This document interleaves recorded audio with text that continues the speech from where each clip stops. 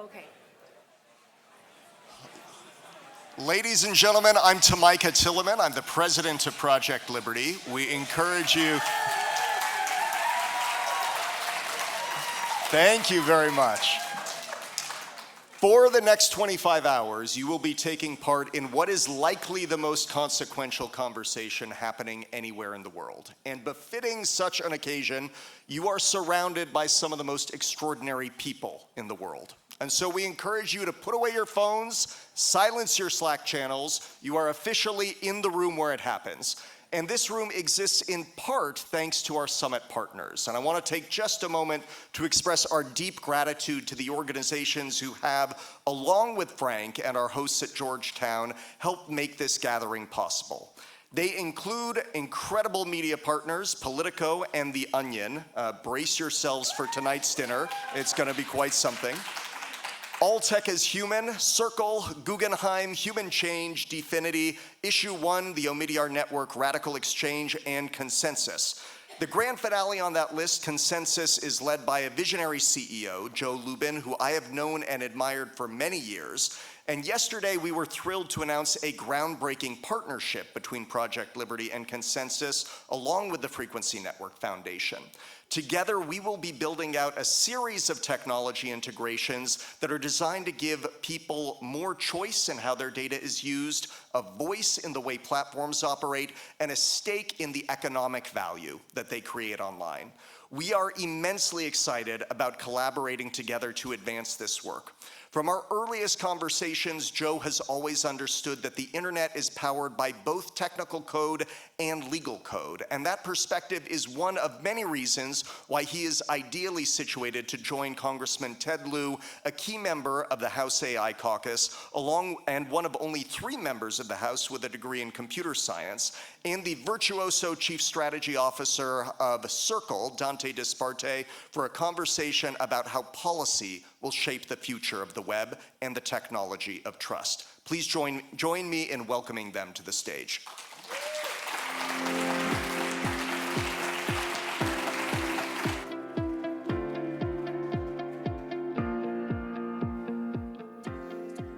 All right, here, join me here. Oh, okay. I get a member of Congress. All right. Well, listen, this is a deep, deep, deep distinct honor and pleasure to be here. And Tamika stole my intro, so I need not add to the illustrious introductions that the two of you just received.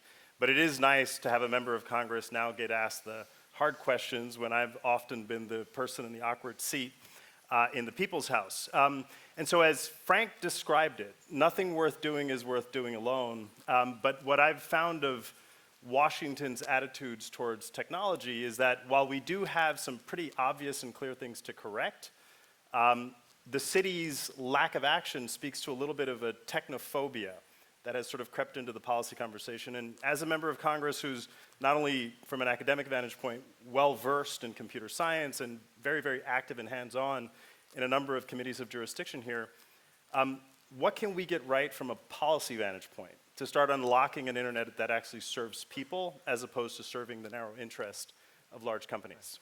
Well, thank you, Dante, for your question. Thank you all for participating. My only correction to the introduction is I'm a recovering computer science major. So Congress is not that dissimilar from society. You've got early adopters of technology. You have folks that are late adopters, and then everyone in between.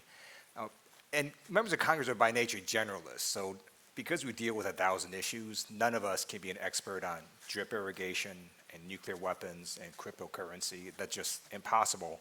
But as long as we understand what the bill is trying to do, what the facts are, what the principles are, then we can write legislation and even vote on it.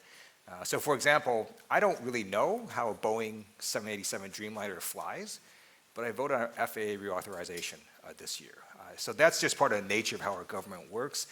But as Vice Chair of the Democratic Caucus, I have tried to get more members of Congress involved with AI and tech policy. I've held a number of convenings, of dinners and speakers to get people to at least see this technology and play with it and work with it. And I urge everyone to just try it out, and if it works for you, that's great. If it doesn't, then go do something else. I'm sure those planes that stay in the sky benefit in some small measure from cryptography. keeping systems safe. And so at the very other end of the spectrum, Joe, you are, as Tamika just described, I think one of the rare breed of leaders in this industry that can show the art of the possible with the technology. And the technology in this case is obviously blockchain and public infrastructure that you've built not only in co-founding Ethereum, but obviously with Consensys, and many of the platforms under Consensys are amongst the world-leading tools with population scale utility. As a builder, how do we build a better internet? And do you in fact need the congressman in Washington to have a lighter touch here? Or is there in fact some degree of civility and consensus, no pun intended, that can be formed between the builder and the policymaker? Yeah, so we can and are building a better internet. The internet started out really beautifully as open source, open specifications, open platforms. Web 1 continued that fine tradition. The Internet Engineering Task Force was a decentralized organization that built the internet and built some of the web.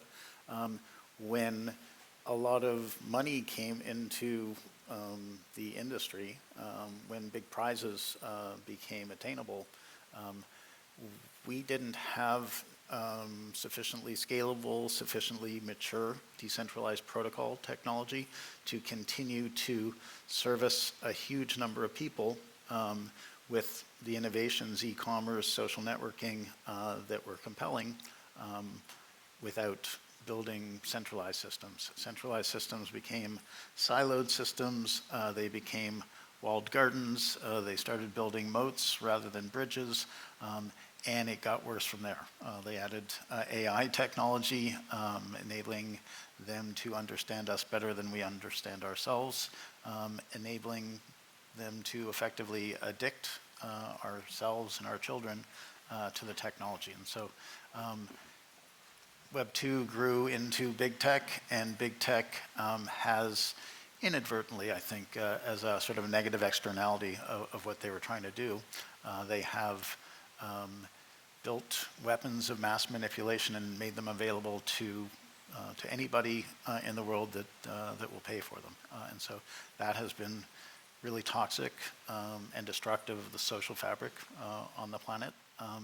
And it's potentially going to get worse if AI is able to continue in its sort of centralized big tech enabled direction. There are really good reasons to believe that decentralized sourcing of data, cleaning of data, decentralized training, and decentralized inference can actually, on its own merits, outstrip the companies that can pay for NVIDIA chips and have all the technology. So what do we need? We have scalability. We now have affordability, cheap block space, cheap transactions. We have usability, and we're about to have a quantum improvement in the use of the technology. Today is a momentous day for a few different reasons. And so one of those reasons is that it has been effectively illegal to innovate in the blockchain space inside the United States, even though there are no laws against it. We have been plagued by over-regulation, regulation by enforcement, and Chair Gensler has indicated that he's moving on to other pastures, at least. We wish him well. And so it's really all about making it safe to permissionlessly innovate in our ecosystem. Some sort of support, some sort of national excitement at the federal level and the state level would be great.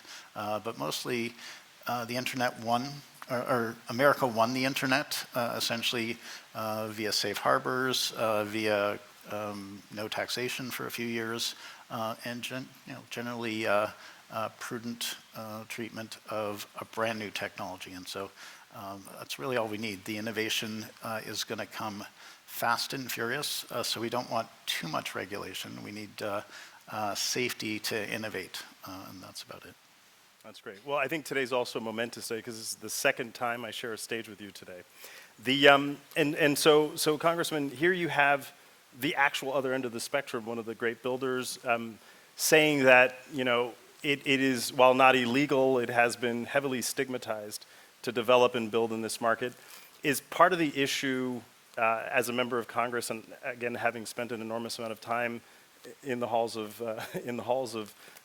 your building in Washington, is part of the issue just either the industry's inability to explain itself? Because when you think about how the speed with which AI has captivated the imagination of policy, I don't think there's a single person in Washington who doesn't want the United States to have AI supremacy. But this other critical technology that in our view is a companion technology that could actually put checks and balances on AI has been largely ignored or largely relegated to financial speculation and therefore on the margins of being permissible, as Joe described it.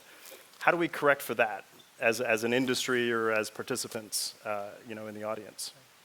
I supported the legislation that the crypto industry supported in terms of how we might want to regulate this space. Specifically to AI, I am co-chair of the House Bipartisan Task Force on AI. We're right now in the midst of working on a report that we're going to deliver before the end of the year. That's going to discuss what kinds of AI Congress might want to regulate and how we might want to go about doing so. It is clear that AI is going to do and has done amazing things for society, and we want AI to continue to innovate. We should make sure that our industry can continue to help the United States be the leader in AI. There are also potential harms that we want to try and mitigate, and so this report will sort of delve into how we strike that balance. Yeah. And so, Joe, back to you. We've spent the same as a fixed line telephony company doesn't want to see us break free of the wire any more than a brick and mortar bank wants to see us enabling financial services for a little more than a basic internet connected device. Tell me a little bit about the challenge you've experienced in building Consensys in your organization with incumbents and sort of the entrenchment and the implied advantage that incumbents have and how you've managed to not only navigate around them, but in some respects navigate with them. So we did spend a fair amount of our early existence working with incumbents and pioneering this idea of private permissioned blockchain systems, and there's some utility in those things. But when our ecosystem, when our technology, when our company started to gain traction, we focused on the public permissionless implementation of the Ethereum technology. And in our opinion, adoption is inevitable. Web3 is the re-decentralization of the web, and what we've needed is scalability, affordability, usability, and legality. The big idea here is that something brand new was invented. Decentralized trust was invented by Satoshi Nakamoto, and it comes along just in time because there's been a profound loss of trust in centralized institutions, whether they're big financial institutions or government or pharma or healthcare industry, et cetera. Instead of a world in which there's an authority that imbues intermediaries with authority and enables them to maintain ledgers on which they record the rights, ownership, responsibilities of all of us, Satoshi comes along and says, hey, we have this new database technology. We can build it in a sufficiently decentralized way so that everybody in the world has access to the ledger, a universal ledger based on decentralized trust, so that we can all permissionlessly read from it, write to it, build programs from it, and we can permissionlessly use those programs. And from that foundation, we can build layers of, we can essentially re-architect all of society. The first thing to do upon this new trust foundation is to build the financial plumbing. And so this is where we ran into both interested financial institutions and concerned financial institutions. There are financial institutions that still to this day prefer to keep winning a rigged game, but they will adapt very quickly, and they're already positioned to benefit from the technology. So on these two layers, trust layer and decentralized finance layer, we have everything we need now to attract the brilliant people from Web2, brilliant people from different companies to re-architect their own infrastructure to build a huge variety of use cases, whether it's in social graphing, as in the Liberty project, or other kinds of financial instruments that are directly accessible to users. So it's unusual for consumers to have direct access to some of the best technology, even the ability to invest in those technologies. Decentralized physical infrastructure is a giant niche that's really accelerating right now. Well, and speaking of incumbents, Congressman, one of the challenges I find, at least, is that for every me in Washington who thinks we've reached a point of diminishing returns with our economy and status quo, there's a ratio of 12 to 1. People lobbying on the Hill who thinks status quo is just fine. But then there's the Churchillian view of the world, is that America will do the right thing when we've exhausted all other alternatives. So have we exhausted all other alternatives, and is it really actually time for Congress to act and sort of enable this alternative system that we're describing today to emerge?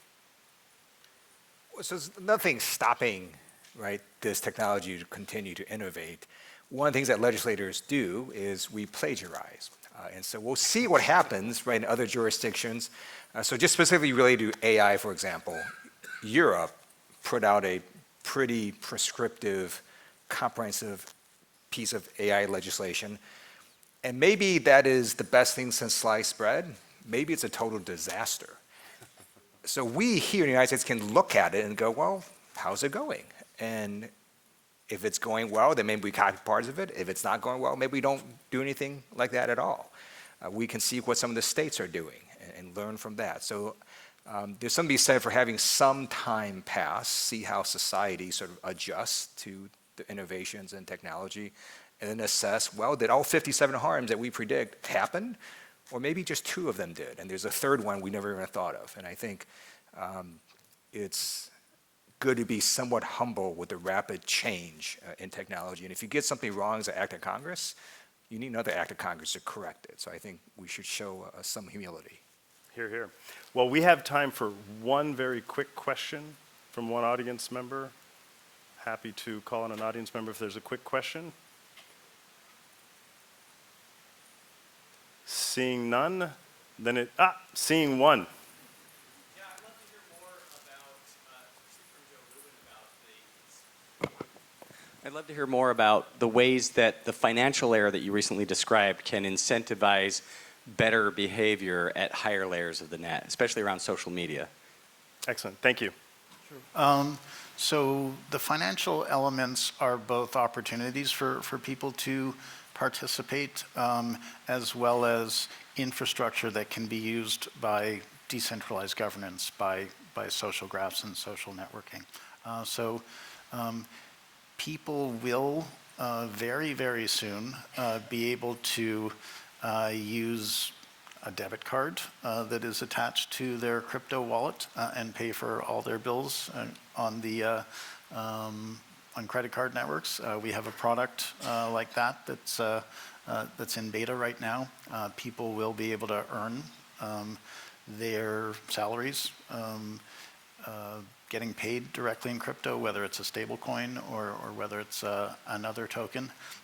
So in that way, they will have real economic agency. They will be able to actually have a closed loop system where they don't need a bank or their banking activities are minimized. So the credit card company will still get their interchange fees, but instead of me having to pull my money out and put it in my bank account to use a debit card, enabling the banks to earn yield on capital that's just sitting there, I'll be able to park my capital in decentralized finance projects and earn yield up until the last second that it's spent. So that kind of infrastructure is now available to any sort of decentralized organization. Decentralized organizations can pop up, identify something that a group of people or companies are aligned with, and they can create magic internet tokens, tokens that are perceived as valuable. And so people and companies will work for these tokens.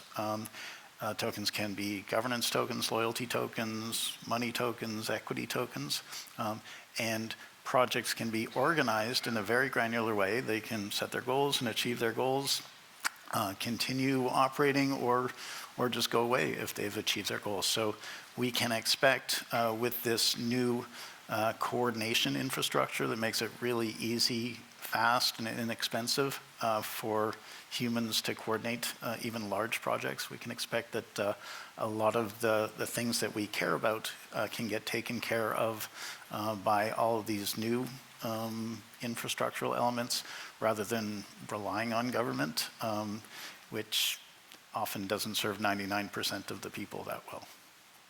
Thank you, Joe. So if you can't be trusted with time, you can't be trusted with technology, and alas, that is all the time we have left.